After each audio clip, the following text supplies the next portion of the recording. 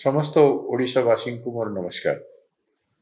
आज आमे ओडिशार 8टी राजनीतिक दल आम कांग्रेस पार्टी वामपंथी समस्त वामपंथी पार्टी गणतांत्रिक दल ट्रेड यूनियन कृषक संगठन महिला युवक छात्र संगठन मिलित भाव में ओडिशा बंद रे सामिल होगा जाउछन्ति।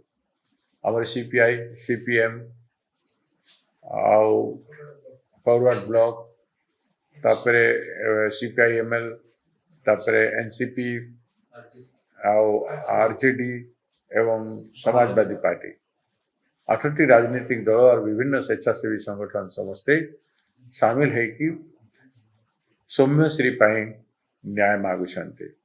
लक्ष लक्ष ओडिशार सौम्यश्री पाई न्याय मगा होछे। तेणु ए लड़ाई रे आपण माने समस्त योद्धा हिसाब रे घरे रही विभिन्न हिसाब रे आपण माने सहयोग करबा पाई आमे अनुरोध करूछु। ए लड़ाई शांतिपूर्ण हबो। सौम्यश्री पाई न्याय ओडिशा नारी समाज पाई न्याय हबो। तो घरे जेते माँ भौणी माने समस्ते अछंती समस्तन को हाथ जोड़ी अनुरोध करुछि। निज झियो भावी निज भौणी निज माँ भावी नारी न्याय पाई सौम्यश्री न्याय पाई आपण माने सहयोग करिवे समर्थन करिवे एवं जो असुविधा हबो सेथिरे टिके आपण माने सहयोग करिवे बोली निवेदन करुछि। आपण मानकर हृदयरू अकुंठित सहयोग दरकार। गोटे दिन आपण मान को जो बंद करूछु सेति पाई आमे क्षमा भिक्षा करूछु। ए बंद रे नारी न्याय हबो। अनेक दिन नारी प्रति निर्यातना बढ़ी चली। तेणु नारी को न्याय देवार आवश्यकता रही। समाज रे संतुलन रो आवश्यकता रही।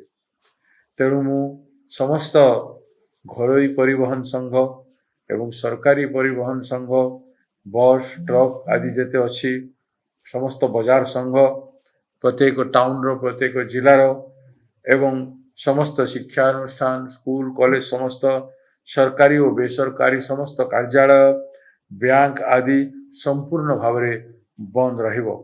ट्रेन चलाचल मध्य बंद रहियो। अति आवश्यक सेवा एम्बुलेंस जरूरीकालीन सेवा इत्यादि बाद पड़िबो।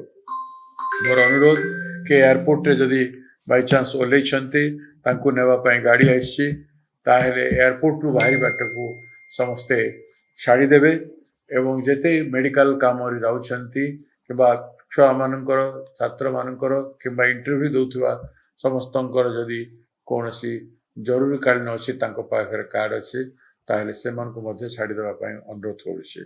बंद शृंखलागत भाव रे करा जो समस्त ओडिशावासी ए बंद रे सत्य धर्मर प्रतिष्ठा हेबो।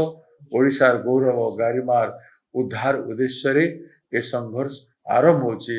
ए संघर्ष रे ओडिशावासी समस्ते योगदान करिवे। यथोचित भाव रे समस्ते निजको ए बंदर सीमा भितर रखिबा पई चेष्टा करिवे एवं समस्ते सहयोग करिवे बोली आपण को प्रदेश कांग्रेस कमिटी तरफ हमर 8टी राजनीतिक दल तरफ मु प्रार्थना करुछि निवेदन करुछि।